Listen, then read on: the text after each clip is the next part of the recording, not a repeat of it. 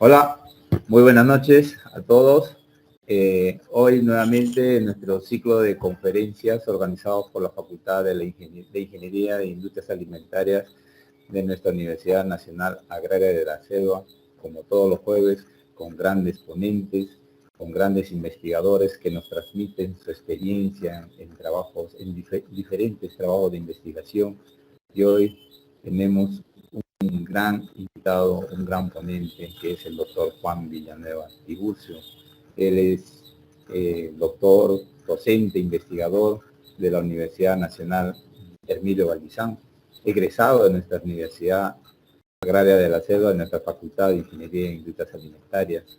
Hoy tenemos este gran privilegio y este gran honor de que nuestro doctor Juan Villanueva nos haya aceptado esta ponencia muy interesante, nuevo, en el tema de lo que es motores moleculares. Para darle una presentación, pues tenemos a nuestra decana, la doctora Elizabeth Ordóñez, quien también le va a dar una bienvenida al doctor Juan Villanueva. Doctora Elizabeth, bienvenida, buenas noches. Sus palabras de inicio con el doctor Juan Villanueva, por favor. Buenas noches, doctor Juan Villanueva. Buenas noches, ingeniero Alberto.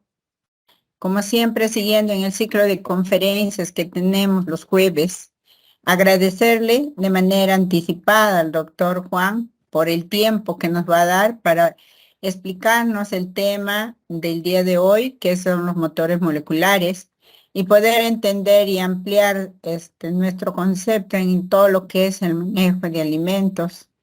Y muy agradecido nuevamente por el tiempo y la gentileza que tuvo que tiene, ¿no? Para compartir sus experiencias y también motivar a muchos de los estudiantes que están en línea y que vamos a escuchar la ponencia y de igual manera darle un abrazo cordial como ex alumno de nuestra facultad y orgullosos nosotros por tenerlo ya en el grado de doctor como docente investigador en la Universidad Hermilio Valdizán. Él pues cada vez se está capacitando y él está constantemente viajando al extranjero y enriqueciendo su bagaje para podernos dar el día de hoy. Muy agradecido, doctor, y les nuevamente a nombre de la Facultad de Industrias Alimentarias un fuerte abrazo y esperamos su conferencia.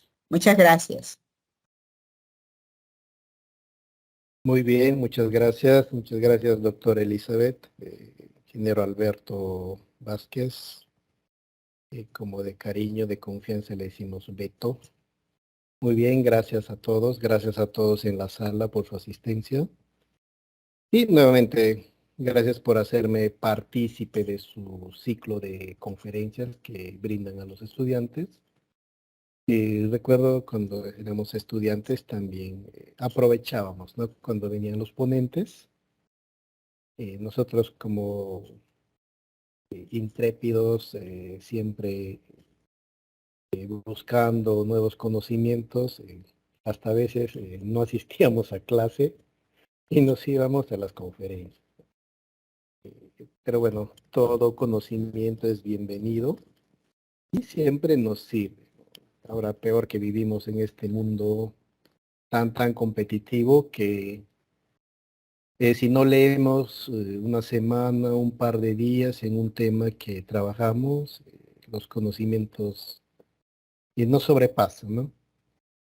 Comentan muchos investigadores que en promedio cada 5 minutos publican un artículo científico.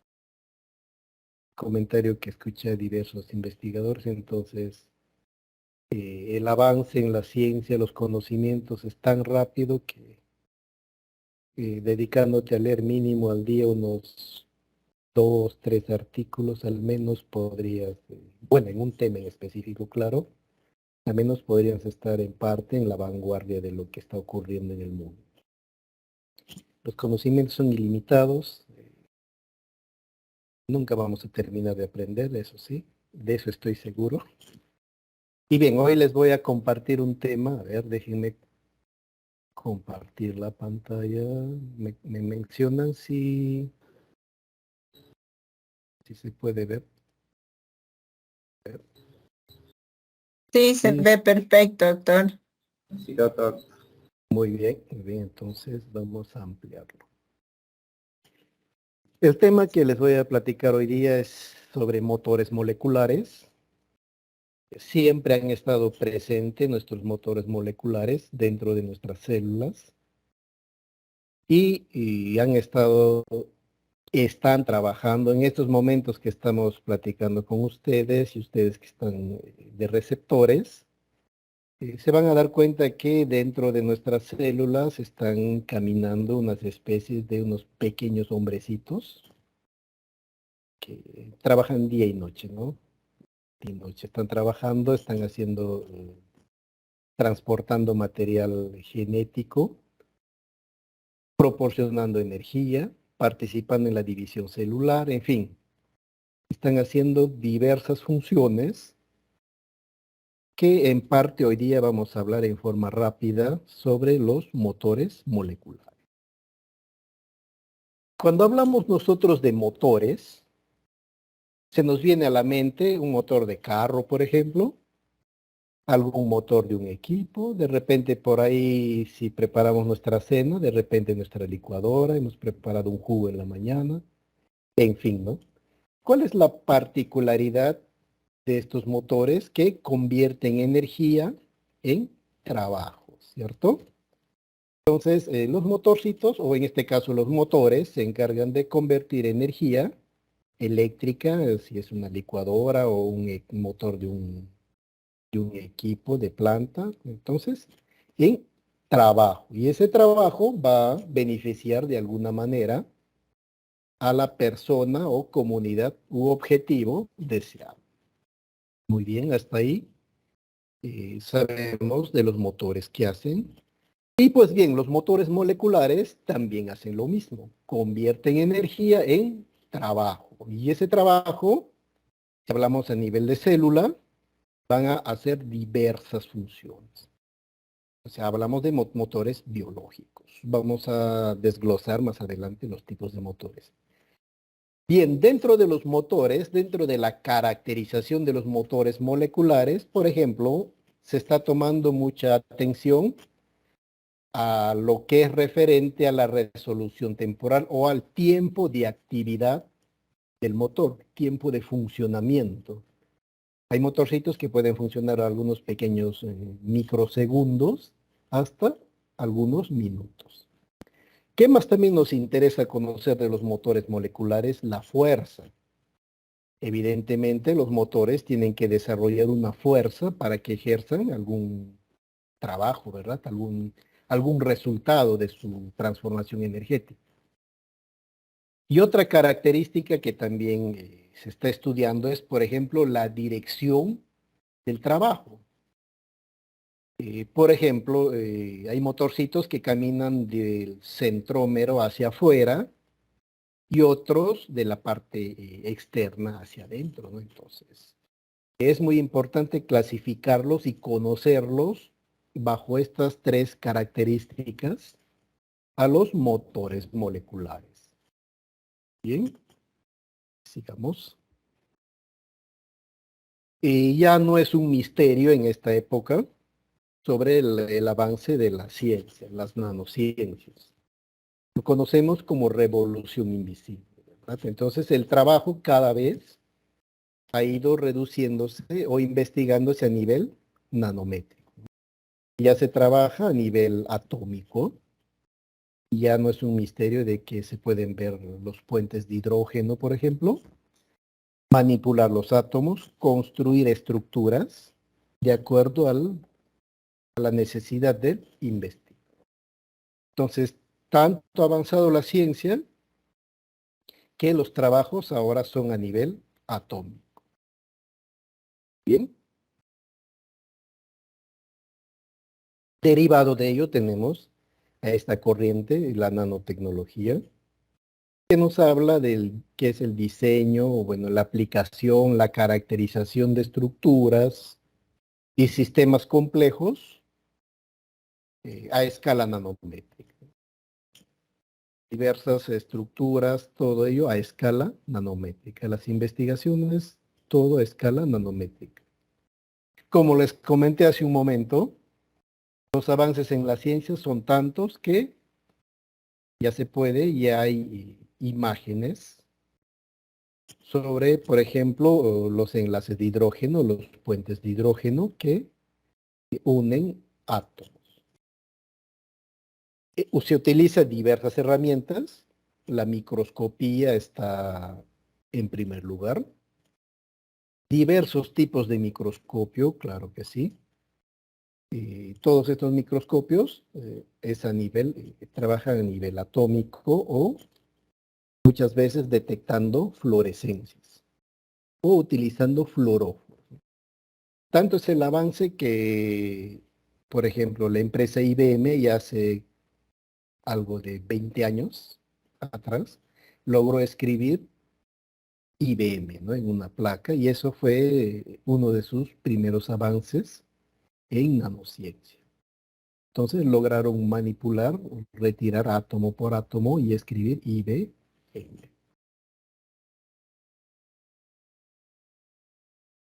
Dentro del avance en el estudio de motores moleculares, aquí tenemos una imagen que es un rango espacio-temporal en la cual utilizan diversas técnicas, ¿no? Por ejemplo, aquí en el eje Y tenemos un rango temporal de segundos y en el eje X velocidad. Y en el eje horizontal, las diversas longitudes expresadas en nanómetros, Armstrong hasta nanómetros, micrómetros. Más o menos, ¿cómo leemos esta tabla? Hay motores moleculares que actúan o están activos durante un determinado tiempo. Nos basamos en el eje Y, aquí donde está el cursor. Hay motores también que trabajan o que se mueven a distintas velocidades. Entonces esto es nanómetros por segundo, lo vemos en el eje X. Y aquí en el eje horizontal tenemos las distintas longitudes en las cuales tenemos distintos motores moleculares. Por ejemplo, a nivel de Armstrong tenemos motores rotatorios. Muchos de estos motores son motores artificiales creados por el hombre. Tenemos los clásicos, las proteínas caminantes, que más o menos están en el rango de 10 nanómetros. Y en fin, ¿no? Tenemos también otras proteínas, la miosina, la cinesina. Y tenemos motores polivalentes de ADN que son un poco más grandes. Y los motorcitos basados en motores o en agrupaciones de motores polivalentes más grandes. ¿Y qué herramientas se utiliza para visualizar o corroborar la actividad de estos motores? Por ejemplo, tenemos aquí a nivel de nanómetros las pinzas ópticas, que son las clásicas. Tuve la oportunidad de conocer una pinza óptica. Por ejemplo, microscopía de barrido de túnel, también es otra herramienta. Aquí tenemos microscopía de reconstrucción óptica estocástica y la microscopía de localización, por ejemplo, fotoactivada, son tecnologías que están ampliamente aplicadas en este campo, ¿no? Y así tenemos, por ejemplo, la microscopía de iluminación estructurada, entre otros. Diversas tecnologías que ayudan o están ayudando a comprender el funcionamiento de diversos motores moleculares. Digamos. A lo largo de la historia hemos estado estamos viviendo el cambio, el avance en la tecnología. Antiguamente utilizábamos, y hasta ahora se sigue utilizando, claro, por ejemplo, la electroforesis común, ¿no?, para separar proteínas, fragmentos de ADN, moléculas de ADN, en fin, de acuerdo al investigador la técnica que quiera aplicar, ¿no?, o esté aplicando de acuerdo a su objetivo deseado. Por ejemplo, tenemos también equipos que nos encargan o nos leen por ejemplo, la cadena del ADN, ¿no? Uno de ellos es la electroforesis de capilar, por ejemplo, ¿no? O electroforesis capilar es una herramienta que ayuda a leer los nucleótidos, ¿no? En la cadena del ADN. Y en fin, diversas aplicaciones que los investigadores realizan. Y dentro de estas tecnologías, hablando netamente de microscopía, hay algunas investigaciones que han publicado, por ejemplo, utilizando lo que es microscopía de transferencia de energía por resonancia de Foster. Es una técnica que a grandes rasgos les voy a hablar. Utiliza, por ejemplo, fluoróforos. La lectura entre dos motores o dos cadenas moleculares o dos motorcitos moleculares podría ser. Adicionan el fluoróforo, adicionan una energía, una diferencial de energía. Ustedes saben que los fluoróforos absorben energía y luego emiten.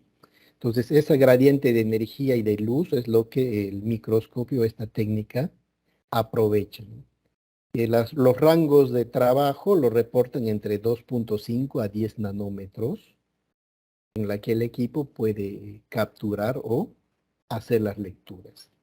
La famosa microscopía de fuerza atómica que utiliza o lo utilizan, por ejemplo, en combinación con microscopía de transferencia de energía por resonancia Foster, para una cadena molecular, es un ejemplo que utilizan. El microscopio de efecto túnel, así como, por ejemplo, el otro microscopía es de fuerza atómica también. Entonces, estos tipos de microscopios trabajan estudiando una molécula, una pequeña porción de un motorcito. Las pinzas ópticas magnéticas que utilizan la luz. Hay pinzas ópticas y pinzas ópticas magnéticas. Dentro de las pinzas ópticas, por ejemplo, utilizan perlas refractarias para posarlos y los motores o la molécula objetivo de estudio va sobre la refractaria, ¿no? Si se quiere aplicar campos magnéticos, evidentemente utilizan perlas magnéticas, o lo que últimamente están utilizando es nanosferas de germanio. He visto varias publicaciones que utilizan las nanosferas de germanio como soporte. Y también tenemos a la microscopía electrónica de barrido, que es otra herramienta. La diferencia es que esta microscopía no podemos visualizar motores en movimiento, solo en forma estática. Entonces podemos congelarlo y hacer una visión o una microfotografía. Entonces, estas son algunas herramientas que utilizan en sus investigaciones en motores moleculares. Hay muchos más, claro que sí, son algunos. Dentro de ellos tenemos, por ejemplo, los motorcitos que son creados por el hombre, motores moleculares artificiales. El clásico ejemplo es este motor que cuando funciona parece un helicóptero, ¿no? Gira. La parte azul, aquí nos dice, posee un ligando de borato que sirve como trípode, ¿no? La parte de color negro, y un ligando de ciclopentadienilo de 5 brazos que actúa como un rotor, ¿no? Entonces, esto gira como una especie de una hélice de un helicóptero. Ya lo han desarrollado hace muchos años. Es un ejemplo que utilizamos en motores moleculares. Y el otro ejemplo que en su momento fue una revolución en la ciencia, que los doctores desarrollaron un nanocarro, ¿no? Un nanoauto, un autito pequeñito que tenía la capacidad de girar, ¿no? Como un carrito común. De hecho, aquí le dieron el premio Nobel a los investigadores. Doctor Feringa es uno de ellos. Y sigue trabajando muchísimo en esta área, ¿no? Entonces, son avances que ya han ocurrido y nos sirven de base para ampliar nuestros conocimientos. Y de hecho, no puede quedar de lado las diferentes publicaciones que existen en las bases de datos, en los journals. Hay medición de las fuerzas de Van der Waals, como les dije, ya vimos unas imágenes anteriormente. Utilizan tijeras ópticas, pinzas ópticas, lo que les mencioné hace un momento. Igual, hay investigaciones de medición de las interacciones de enlaces Van der Waals, entre otros, ¿no? Hay muchísimas investigaciones que podemos revisar. Y esta es una ecuación clásica que hacemos. Tenemos por aquí la biotecnología y la nanotecnología. Entonces aplicamos la suma clásica y obtenemos bio-nanotecnología. Y dentro de esto nos ocupamos básicamente dentro o el grupo de los motores moleculares en sí. ¿Y qué nos dice la nanotecnología? Que es, bueno, una rama de la ingeniería que se encarga del estudio y la modificación de detalles a nivel atómico, ¿no? De máquinas a nivel atómico. De dispositivos moleculares, en biomoléculas, carbohidratos, proteínas, en fin, todo lo que tenga que ver con estructura biológica. ¿Y qué trabajos estos realizan a nivel atómico?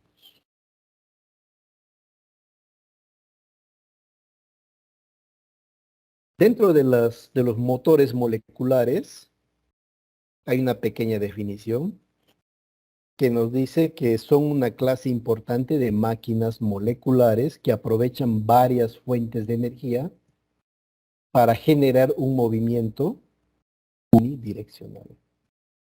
¿Qué más nos dice? Que los principios operativos de estos motores, ya sean biológicos o sintéticos, son distintos de los motores macroscópicos artificiales.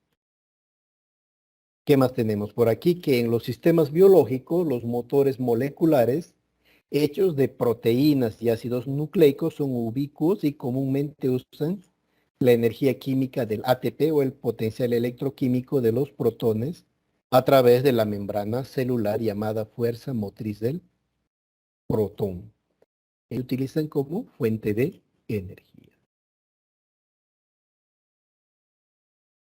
Pues bien, los motores moleculares o biomoleculares son la solución de la naturaleza para la conversión eficiente de energía química en movimiento mecánico. Ya se han fotografiado motores nanoscópicos que impulsan movimientos, por ejemplo, en las bacterias. El clásico, las bacterias. ¿Cómo se mueven? Ello es debido a los motores moleculares. ¿Qué características tienen los motores moleculares? Pueden exhibir un rendimiento sofisticado como una unidireccionalidad casi perfecta, pueden tener una alta velocidad y algo importante, la conversión de energía es eficiente. Están comentando investigadores que a nivel molecular la pérdida de energías tiende a ser nula, ¿no? Es muy eficiente el uso energético que estos motorcitos realizan. Pues bien, todo ello es alimentado por reservas de energía disponibles en condiciones de no equilibrio, ¿no? Claro, estos motores pueden realizar un ciclo de forma autónoma y continua sin requerir un reloj externo. Nuevamente, para no olvidarnos, los motores sintéticos, evidentemente que el hombre los realiza, los sintetiza, los crea. Claro, esto tiene ventajas sobre los biológicos, ¿cierto? Porque el hombre al construir los motores sintéticos puede darle flexibilidad, algunas propiedades físicas, puede diseñar lo que crea conveniente. Puede hacer funciones novedosas, entre otros. Evidentemente, pues el hombre, la mente humana está detrás de pero siempre y cuando tomando muchas veces, muchos de estos están tomando como base los motores biológicos.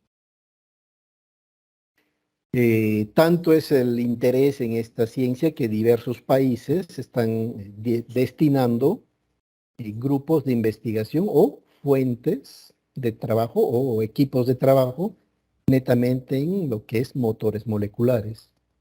Un ejemplo, tenemos a Japón, que tiene, bueno, ha lanzado un proyecto, no es financiado, para trabajar en el estudio, en la investigación netamente de máquinas moleculares.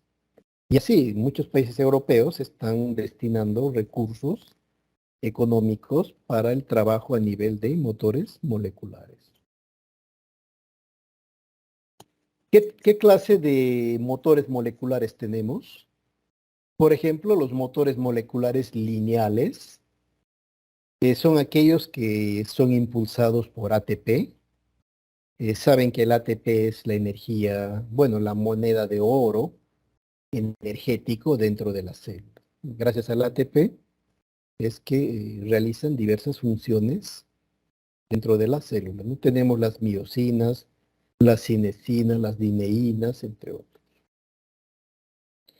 ¿Qué más? Que las máquinas macromoleculares que subyacen al dogma de la biología central o la biología molecular, como el ARN polimerasa y el ribosoma, también son motores moleculares lineales que se mueven unidireccionalmente a lo largo de las pistas del ácido nucleico para leer y escribir la información genética. Este es muy cierto, colegas, que cuando replican, por ejemplo, el ADN o quieren sacar copia del ARN mensajero o la ARN polimerasa, se topa sobre el iniciador y corre hacia un lado, ¿no? Y sacando la copia del ADN que vendría a ser el ARN mensajero. Entonces son motores moleculares con características de desplazamiento lineal. Y también tenemos motores moleculares rotativos, también impulsados por ATP, perdón, impulsados por ATP. Por ejemplo, tenemos los motorcitos, los flagelos de las bacterias, que los flagelos giran y giran para desplazarse de un lugar a otro. Hasta incluso mismo tenemos la polimerasa, esta proteína que abre la helicasa, considerado como un motor rotativo. La helicasa es el motor molecular que se encarga de abrir el ADN para que exista la replicación de las cadenas del ADN, ¿no? Participa en la replicación para que de una cadena de ADN obtengamos dos. Por ejemplo, la ATP sintasa y la ATPasa también actúan como convertidores de energía en lo que se refiere a ATP, ¿no? Por ejemplo, la ATP sintasa se encarga de ensamblar del ADP a ATP, ¿no? Entonces, vamos a ver más adelante. Bueno, este trabajo lo realiza mediante rotación mecánica. Las partes de una célula que tenemos aquí, lo clásico, ¿no? Tenemos las mitocondrias, el núcleo, el nucleolo, la membrana plasmática, en fin, diversos componentes de la célula que lo vemos en el curso de biología. Y dentro de las células, ¿qué ocurre? Diversas reacciones, ¿no? Ingresa nutrientes, ingresa al interior de la célula y ocurren diversas reacciones, en forma global, claro, diversas reacciones bioquímicas. Y dentro de estos están presentes los motorcitos moleculares. Lo que hablábamos hace un momento del dogma de la biología molecular, tenemos las tres etapas, que es la replicación, cuando el ADN se abre en dos cadenas y se duplican, ¿no? Se complementan las cadenas de ADN y tenemos, bueno, cuando duplicamos la cadena. En la transcripción, cuando saca la copia, el RN polimerasa saca la copia del gen y lo convierte en ARN mensajero. Y luego el ARN mensajero es traducido en, en la etapa que se llama la traducción, ¿no? Es traducido en los ribosomas y eso lo conocemos como traducción. Entonces, son 3 etapas bien marcadas que lo conocemos como biología molecular. Y dentro de estas etapas, evidentemente, los motores moleculares son los encargados de realizar todo este trabajo. Lo que les mencioné hace un momento, los flagelos de las bacterias. Aquí tenemos una imagen de una bacteria. Tiene un flagelo y este flagelo gira como una hélice, ¿verdad? Entonces, ese giro de la hélice hace que la bacteria en un medio acuoso o en un medio líquido se pueda movilizar, ¿no? Y ello está constituido por diversas proteínas. Y estas proteínas, amigos, son algo así como hemos visto nosotros los engranajes en un motor común, igual. Dentro de las células existen estas partes de proteínas que los conocemos como rotores y estatores. Entonces aquí tenemos una imagen, ¿no? Constituidos por un rotorium estator. Entonces, ¿y cómo aprovecha de dónde obtiene? Evidentemente del diferencial energético o del gradiente de energía, por ejemplo, del hidrógeno. El hidrógeno proporciona un gradiente energético y eso hace que el motor molecular o el flagelo en este caso gire. ¿Y cómo se enfría? Con agua. Entonces no ocurre el calentamiento como los motores comunes que utilizamos, ¿no? En la industria, por ejemplo. Entonces, todo este sistema de los motores, amigos, está codificado evidentemente en el ADN, ¿no? Cuando nos ponemos a estudiar todo este sistema de ensamble, como yo digo, siempre asombra, ¿no? Asombra tanto que es tan perfecto que si una de esas proteínas no funciona, todo esto se viene abajo, ¿no? Entonces, es todo tan perfecto que no, asombra todo esto. Aquí está lo que les mencionaba. Estas máquinas, nos dice, a nanoescala tienen componentes distintos de estator y rotor que giran uno en contra del otro. La estructura de estos motores determina su potencia y la capacidad de desplazamiento. Mientras más estatores posee un motor molecular, poseerá más fuerza. En pocas palabras, recordando física, viene a ser el torque, ¿verdad? Entonces, estos motorcitos, mientras más estatores y más rotores, todo esto va a influir en la fuerza en este caso, si sería el flagelo. Entonces, la misma lógica que aplicamos en los motores convencionales de la industria coreana. Entonces, igualito. Aquí hay una investigación que encontré, lo publicaron, si mal no recuerdo, el 2015. A ver, sí, 2015. ¿Qué hicieron en esta investigación? Se sabe que ciertos patógenos tienen mayor capacidad, por ejemplo, de atravesar la membrana mucosa del estómago, por ejemplo, ¿no? Mientras que otros no. Entonces buscaron una relación y dijeron, ¿qué puede estar ocurriendo? Se enfocaron en el flagelo. Entonces, el flagelo al girar, mientras más fuerza tenía el flagelo, entonces tenía la capacidad de atravesar la membrana mucosa con mayor eficiencia. Evidentemente utilizaron Salmonella, Vibrio y Campylobacter. Hicieron todos los estudios de detección y microfotografiaron los rotores y los estatores del flagelo en la base de la pared. Y encontraron, por ejemplo, que Campylobacter tenía, a ver, por aquí si mal no recuerdan, 4. A ver, Campylobacter tenía el doble de estatores, dice, colocados frente a Salmonella, mientras que Vibrio tenía menos que el Campylobacter, ¿no? Entonces, con eso ellos demostraron que gracias a los rotores y los estatores que poseen estos microorganismos, tienen la capacidad de atravesar o desplazarse en medios, podría decirse altamente viscosos. Un trabajo muy interesante. Aquí hay otra investigación que publicaron en el 2018. ¿Qué hicieron aquí en esta investigación? Igual, se dedicaron a estudiar una familia de microorganismos y encontraron que cada uno posee diferentes estructuras en cuanto a sus rotores y estatores. Nos dice en forma resumida que muchas especies primitivas tenían alrededor de 2 estatores y las especies sofisticadas alrededor de 17.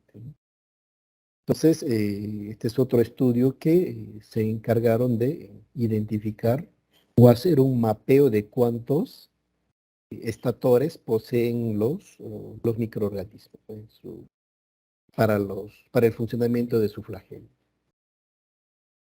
Entonces, tal y como vemos en nuestras máquinas.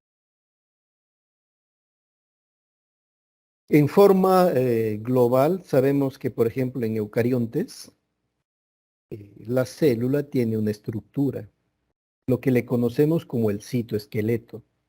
Aquí hay una imagen que parecen unas rayitas encima, parecen unos hilos. Durante muchos años se pensaba que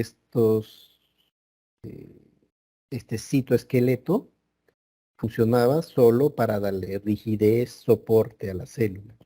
Correcto. Pero luego descubrieron otra información, obtuvieron otra información más, que esto que parece hilos son proteínas, son microtúbulos, y la proteína es la tubulina, que le da rigidez. ¿Y qué más? Que esta proteína en parte funciona como ruta de comunicación de unos motorcitos caminantes. Sí hay unos motorcitos que caminan y se desplazan por la tubulina, ¿no? Por el microtúbulo. Este microtúbulo hasta ahorita se sospecha, bueno, se sabe que constantemente está armándose y desarmándose, ensamblándose. Entonces, específicamente por qué no lo saben, pero hipotetizan que es por algún mensaje bioquímico que este microtúbulo se arma y luego se polimeriza y despolimeriza. Entonces, esta es una característica muy importante de la tubulina. Por ejemplo, cuando existe la replicación de la célula, cuando de una célula obtenemos 2 células, se van duplicando, todo el material genético también tiende a duplicarse, ¿verdad? Y dentro de estos tenemos, por ejemplo, el cinetocoro, que es una masa proteica, que atraviesan o se unen estos microtúbulos. Entonces, estos microtúbulos participan en la división celular, son el enlace prácticamente de los microtúbulos y por esta ruta es lo que los motorcitos caminantes, tales como las cinesinas, las dineínas, son los que caminan. Y no nos podía quedar de lado nuestro motor que se encarga de la producción energética, la ATP sintasa. Esta es una proteína que, como sabemos, está en la mitocondria. La mitocondria, desde un punto de vista, es una parte de la célula. Bueno, se habla que es una célula capturada dentro de una célula mayor, ¿no? Bueno, son teorías que existen, pero en sí la mitocondria en sí es encargada de producir, bueno, uno de sus productos importantes es el ATP, ¿no? ¿Cómo funciona? Evidentemente por un gradiente de energía de protones, y este motorcito tiende a girar una proteína, y lo que es el ATP o el ADP, que es adenosín difosfato, tiende a enlazar con un fósforo formando ATP, y este ATP posteriormente va a servir como sustrato energético para el funcionamiento de otros motores moleculares.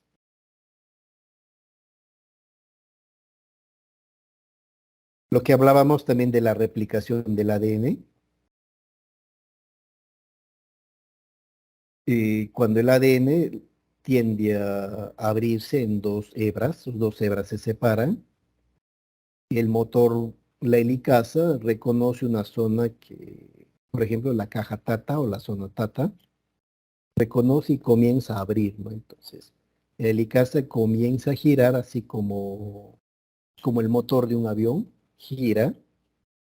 Cada vez que gira, consume ATP, ATP gira y va abriendo la cadena del ADN. Entonces, este es otro motor muy importante para el proceso de replicación del ADN. Un motorcito muy interesante. Y lo que les comentaba es la proteína caminante, la cinesina. Dentro de la célula, evidentemente, existe una dinámica de movimiento y actividad de proteínas motoras. Una de las principales funciones es apoyar a los procesos celulares, ¿no? Transportando, llevando orgánulos de un lado a otro. Ese es el trabajo en este caso, de la cinesina. Y prácticamente dentro de la célula, amigos, es una ciudad, ¿no? En una ciudad, ¿qué tenemos? Tenemos una zona que producen alimentos, otra zona donde que procesan, tenemos otra zona donde que hay, por ejemplo, una fuente de energía que produce, claro, hablando de macro, de ciudad, ¿no? Produce electricidad. Tenemos las avenidas, los jirones por donde las personas transitamos, ¿cierto?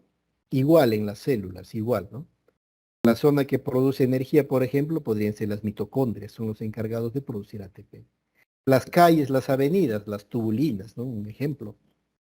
Entonces, y las personas, en este caso los obreros, serían en parte uno de ellos, la cinesina.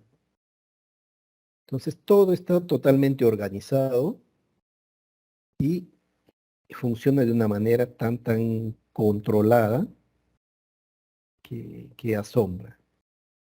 Uno de los investigadores pioneros en descubrir la cinesina es Ronald David Forman.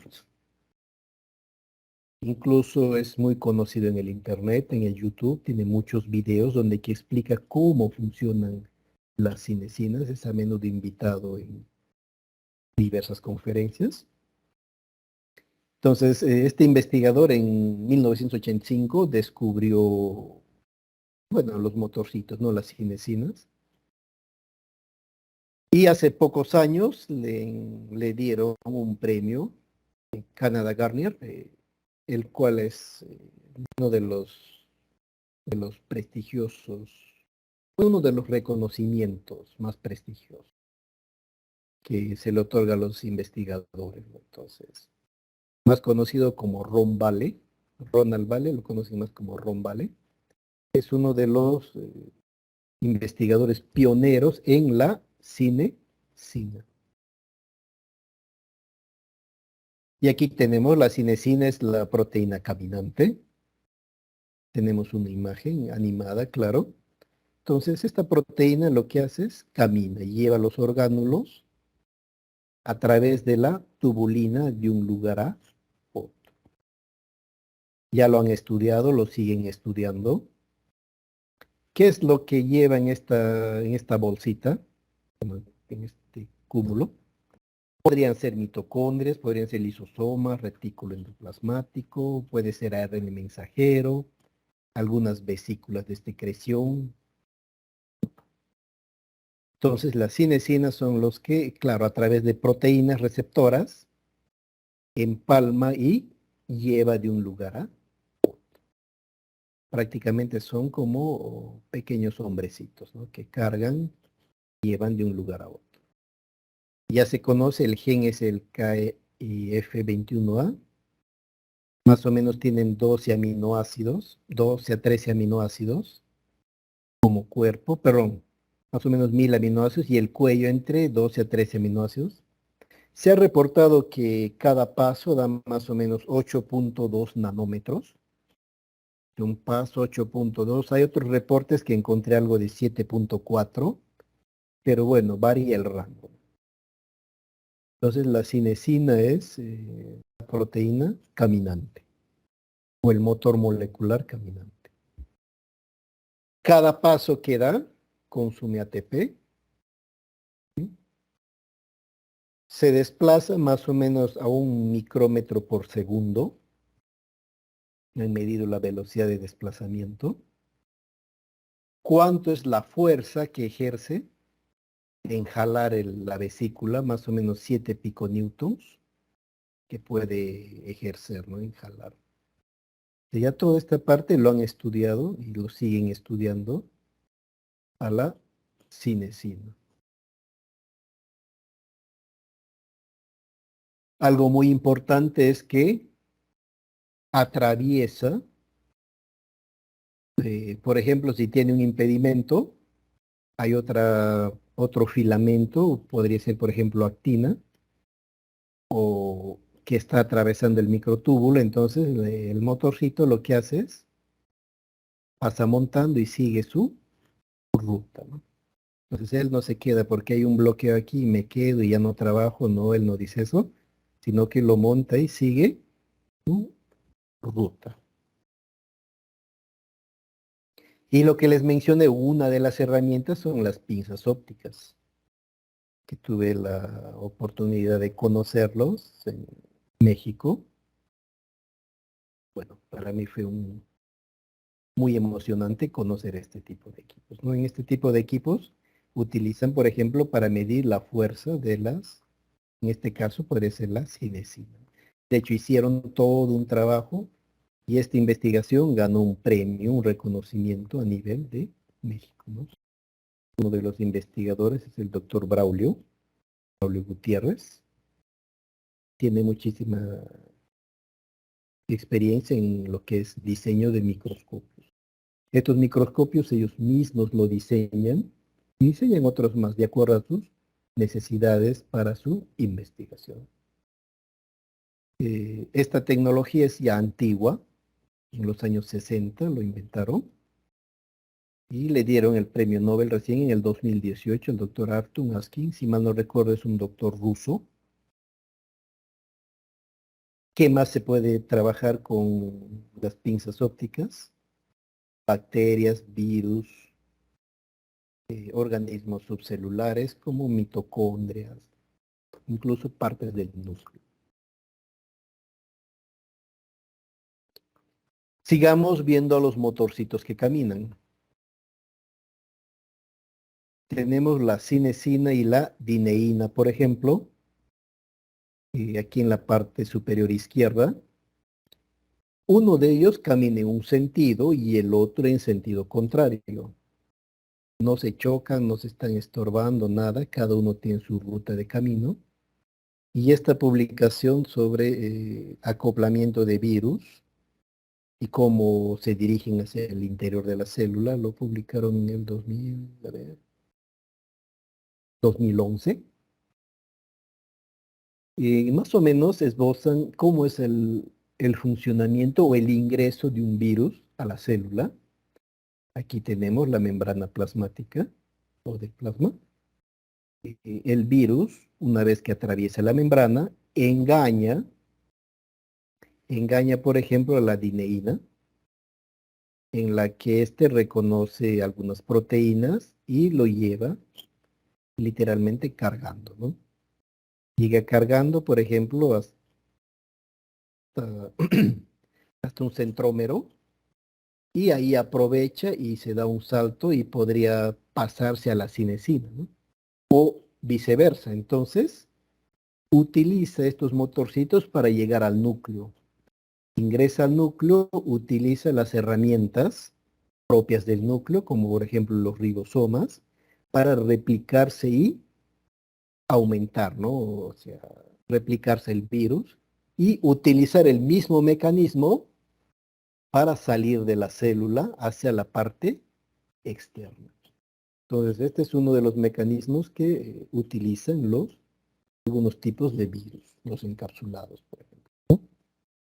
Entonces, el misterio de que cómo actúan los virus ya se está esclareciendo. Ah, bueno, aquí está la contraparte, ¿ven? ¿Cómo salen? Salen los virus, nuevamente utilizan a los motorcitos y salen libres, ¿no? Ingresa uno y salen muchísimos virus. Entonces es una de las formas de que cómo estarían actuando dentro de la célula. Y no solo virus, también han trabajado en bacteriófagos. En el 2008 publicaron una investigación sobre bacteriófago. Cómo este bacteriófago, cuando infecta la célula, evidentemente dentro de la célula se replican el virus, o el bacteriófago en este caso, se arma todas las paredes del bacteriófago, se arman así como bloques de proteínas, así como un rompecabezas, se arman, luego viene una proteína y comienza a unir todo, ¿no? Entonces arma la cápsula del bacteriófago y en una parte se ensamblan otras proteínas. ¿Y qué es lo que hace? Estas proteínas funcionan así como una especie de una mano para recoger el material genético. Aquí tenemos una imagen. Eh, entonces, estos motorcitos recogen el material genético y lo guardan en el interior.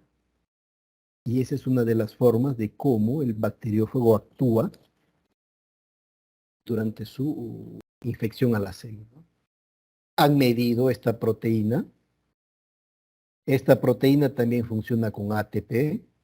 Cada vez que se une un ATP y suelta, la proteína es como si se comprimiera y se suelta. Se comprime y se suelta, se comprime y se suelta. Y esa compresión y elongación hace que tenga una forma, algo así como un, a ver, como la punta de un birbiquí o de un taladro, algo, ¿cómo le llaman? Un tornillo sin fin, ¿no? Más o menos esa es la forma que tiene. Y gracias a esa compresión y elongación, que ya lo han medido, tiene 7 Armstrongs, hace que el ADN gire, o el material genético gire, y recoja todo el material genético dentro de toda la cápsula que ya tiene arma. Entonces, ¿y cuánto es el trabajo o la fuerza? 60 piconewtons, ya lo he medido. Más o menos es una tasa de translocación de 2000 pares de bases por segundo. Entonces, puede empaquetar aproximadamente 170 kilos pares de bases de 2 a 4 minutos. Entonces, ya saben cómo los bacteriófagos recogen su material genético. Igual en las neuronas. En las neuronas también participan estos motorcitos, por ejemplo, cargando la mitocondria, ¿no? O sea, llevan a la mitocondria y ustedes saben que la mitocondria produce ATP. Entonces, es como si llevarían el motor, el generador de energía, para que produzca la energía necesaria para el funcionamiento de las neuronas. Toda la información de la neurona necesita o requiere energía. Igualmente, esta es la misma imagen de cómo los motorcitos se movilizan al interior cargando, por ejemplo, la mitocondria. Entonces, y proporcionan la energía necesaria para el funcionamiento de la célula. Ya se sabe que hay enfermedades provocadas, por ejemplo, las cinesinas, cuando estos genes están dañados, producen algunas enfermedades. Y tenemos el rol del motor, la cinesina. Hay las cinesinas, hay muchas cinesinas. La última vez recuerdo que habían descubierto habían clasificado en algo de 26, 25 tipos de cinesinas. Entonces hay muchas, ¿no? Cada uno tiene su función característica, ¿no? Entonces puede provocar, por ejemplo, desórdenes neuronales, entre otros. Están comenzando a estudiar mucho estos problemas a nivel de motores moleculares. Pueden existir mutaciones, incluso la enfermedad del Alzheimer está relacionado con problemas en los motores moleculares. La enfermedad de Huntington, bueno, desconozco sobre enfermedades, entre otros, ¿no? Entonces, estos motorcitos juegan un rol importante no solo transportando material genético u otro, sino también en las posibles enfermedades que puedan ocurrir cuando ellos se dañen. Y lo que se puede hacer en el laboratorio y lo que se hace en el laboratorio, algo práctico, es utilizar hongos. Uno de los hongos, por ejemplo, tricoderma. Tricoderma se utiliza como modelo para hacer estudios de motores moleculares. Entonces, ¿cómo hacemos? Estudiamos el comportamiento de las cifras. Y un trabajo muy importante, por ejemplo, es que, bueno, los mexicanos en el IPCIT hicieron esa investigación, me comentó mi instructor en su momento, que quitaron al gen que produce la tubulina y observaron que el hongo, por ejemplo, crecía sin ningún orden, sin ninguna dirección, no se iba para un lado, para otro lado. Entonces, como ustedes saben, los hongos siempre tienen una tendencia lineal, ¿no? El lineal se ramifica y así sucesivamente, pero quitándole la tubulina, no ocurría esto. Entonces, eso daba a entender que los motorcitos no tenían una dirección bien definida y estaban, bueno, el proceso metabólico era muy distinto, no controlado. Y esto lo podemos verificar nosotros en la bibliografía.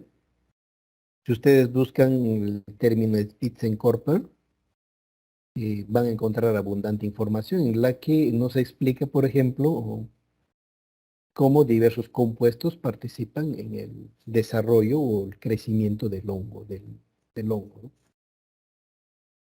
Y evidentemente están ahí las cinesinas, ¿no? Que hacen el trabajo de llevar el material, la energía, el sustrato necesario para que otras proteínas alguien trabajen y ensamblen y la hifa del hongo siga creciendo. Veamos el siguiente PPT. Ahí tenemos, en forma más resumida, más clara. Por ejemplo, tenemos diversos tipos de proteínas. Tenemos el FKS1. Estos celestes que tenemos aquí son glucanos. El verdecito es CHS1, el CH7. El moradito es la quitina, el recubrimiento de la pared celular. Y tenemos las proteínas, la BGT1, la BGT2 y también las galactomanoproteínas. ¿Cómo participan, no? ¿Cómo van ensamblando? Las KFC1, por ejemplo, van emitiendo betaglucanos y las BGT1 los van ensamblando. Los ensamblan. Y posteriormente las galactomanoproteínas vienen y se ensamblan a las betaglucanos, ¿no? Y así la hifa del hongo va creciendo. Y evidentemente aquí, previo a esto, hay los motorcitos como la cinesina, ¿no? Que están trayendo todo el sustrato para que esta secuencia de ensamble de los glucanos ocurra. ¿Qué perspectivas tenemos? Muchísimas. Muchísimas. Ahorita recién es los inicios de los motores moleculares. Y ya me imaginaré de acá unos 20 años, 10 años, quizás menos, que o a lo mejor ya está ocurriendo, que bueno, vamos a ver cosas o fenómenos que en alguna oportunidad pensábamos que era ciencia ficción. Y por ejemplo, podrían los motorcitos participar o apoyar en trabajos de bionanosensores, nanobaterías, síntesis de biomateriales, incluso participar en el estudio de materiales bioinspirados, quién sabe, podrían participar en ello, en estructuras biológicas y más, ¿no? Muchísimo más. Hay tanto que en algunos años más vamos a ver los resultados de todos los avances en estos motores moleculares. Muy bien, amigos, gracias por su atención. Y una frase que me encanta, de Richard Feynman, dice, la ciencia es creer en la ignorancia de los científicos. Una frase muy bonita que siempre lo llevo en diversas presentaciones. Muy bien, muchas gracias. Gracias, doctor Juan. ¿Tienen alguna inquietud? Si está a mi alcance, les proporcionaré la respuesta. Sí. Gracias, doctor. Excelente esta participación. A ver, los asistentes, participantes, si tuvieran alguna consulta, alguna inquietud, hay que aprovechar al doctor Juan Villanueva, que con esta ponencia, pues, demuestra una vez más que la ciencia no es nada absoluto.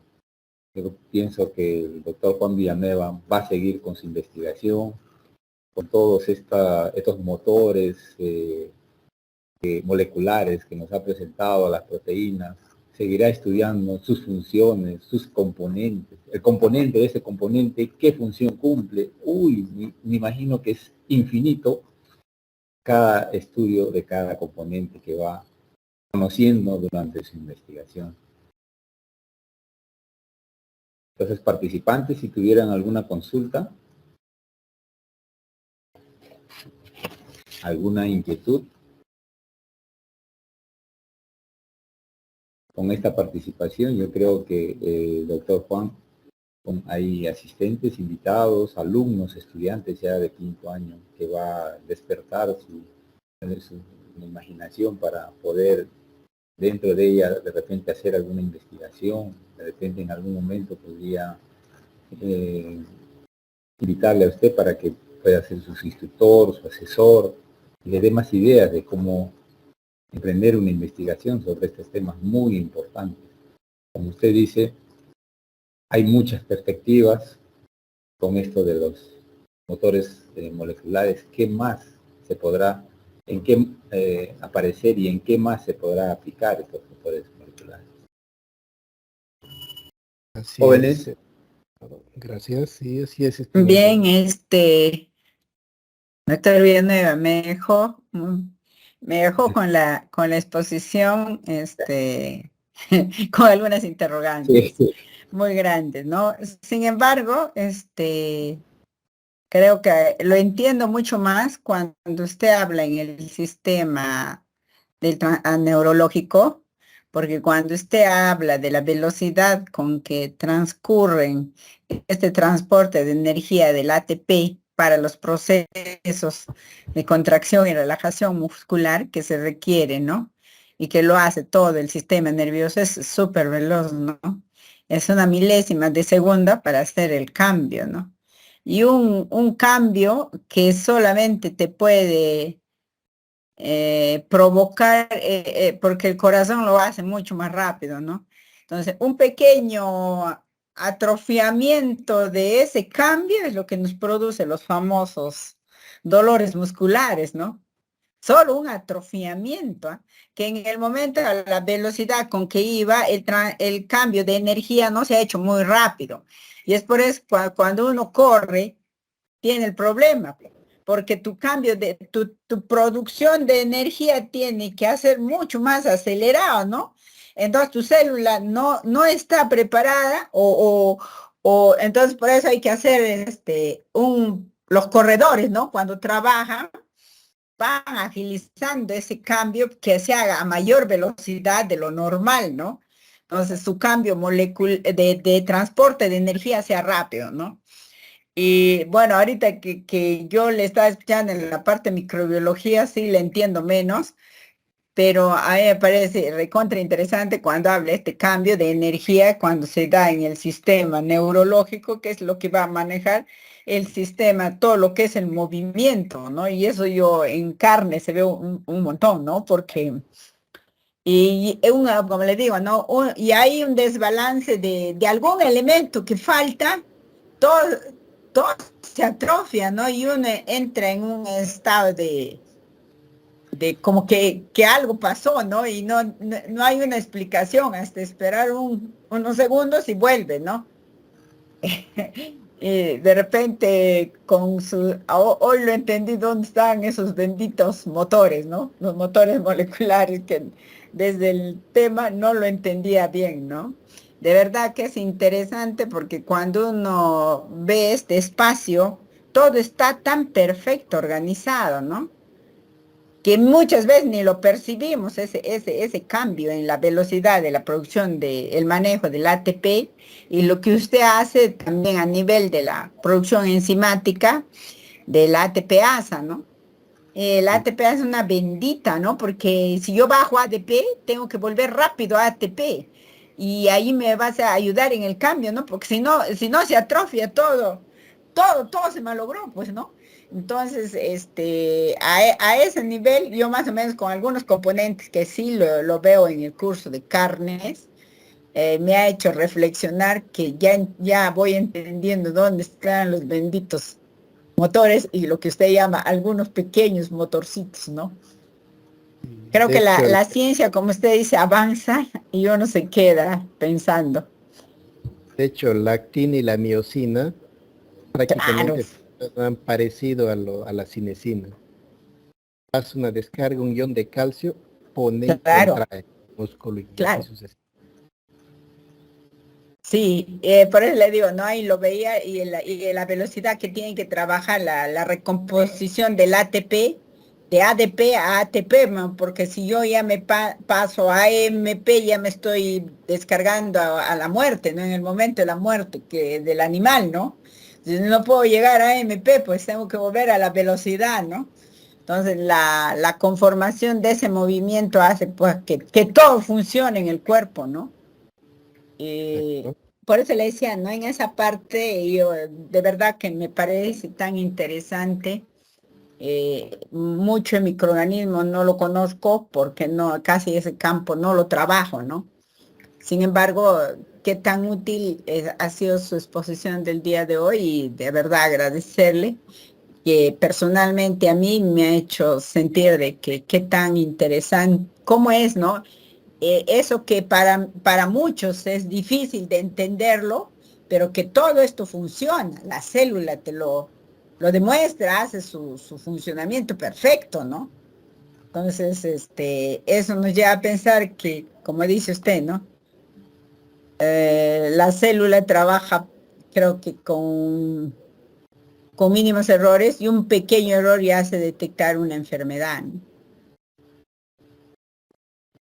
Y como siempre digo, para que exista todo este sistema tan exacto, yo siempre digo, ¿no? Alguien tuvo que hacer, alguien hizo para que todo esto funcione. Cada vez que te ingresas a estudiar a nivel atómico o en este caso a nivel de proteínas, al menos yo llego a esta conclusión, ¿no? Alguien tuvo que hacer, que haberlo hecho.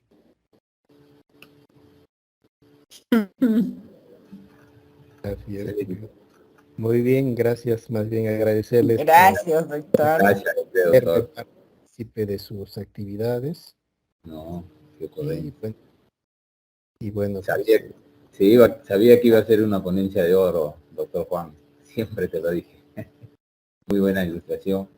Bueno, creo que, por si acaso, a los asistentes les manifiesto que su micrófono está aperturado. Pueden de repente participar, algún comentario. O les ha dejado, doctor Villaneo, les ha dejado, pucha, muy impresionado, muy pasmado con toda esta ciencia, esta investigación sobre la cinecina, la quinosina. Pero bueno, creo que para tomarle la palabra, va a haber próxima participación de pronto de parte de su persona, doctor, de repente ampliando más, ampliando más este tema. Queremos agradecerle nuevamente por esta participación, agradecerle nuevamente por habernos aceptado y en nombre de toda la facultad, ya la doctora Elizabeth Ordóñez como decana también, autoridad en esta facultad, le he dado sus agradecimientos y quedó muy impresionada. Bien, doctor Juan, unas últimas palabras ya de despedida. Nuevamente agradecerles a ustedes, agradecer a los participantes y aconsejarles, ¿no?, que los estudiantes o los profesionales que se dedican o los estudiantes que quieran dedicarse al mundo de la ciencia no es nada difícil, implica mucha dedicación, lectura, y hay que tener siempre algo, la pasión por conocer más, ¿no? La pasión por conocer lo que desconocemos. Y un consejo más, y sabe que a los estudiantes sobre todo, tengo entendido que son estudiantes, gran parte de los asistentes, y que si tienen ganas, sentimientos por la ciencia, sigan adelante. Recuerden que el país necesita investigadores, hay una deficiencia o un déficit en investigadores, y lo que desarrolla un país, una economía, es el conocimiento. Entonces, eso sería un consejo que les doy a los chicos, a los estudiantes, y a seguir adelante con todo. Gracias, doctor. Muchas gracias a todos.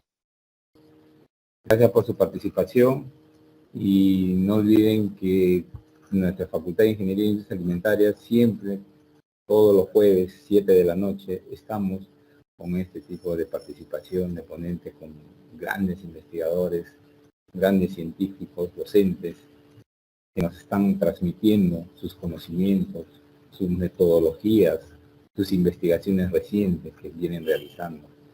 Y jóvenes participantes siempre estén a la expectativa de que se les va a pasar el link de los nuevos ponentes, no dejen de asistir, como siempre les digo, a fin de cada mes se les va a entregar su certificado de participación en este tipo de estas conferencias. Muchas gracias a todos, doctor, nuevamente, gracias por su participación y esperamos en el próximo jueves, en la próxima conferencia. Hasta la próxima. Muchas gracias.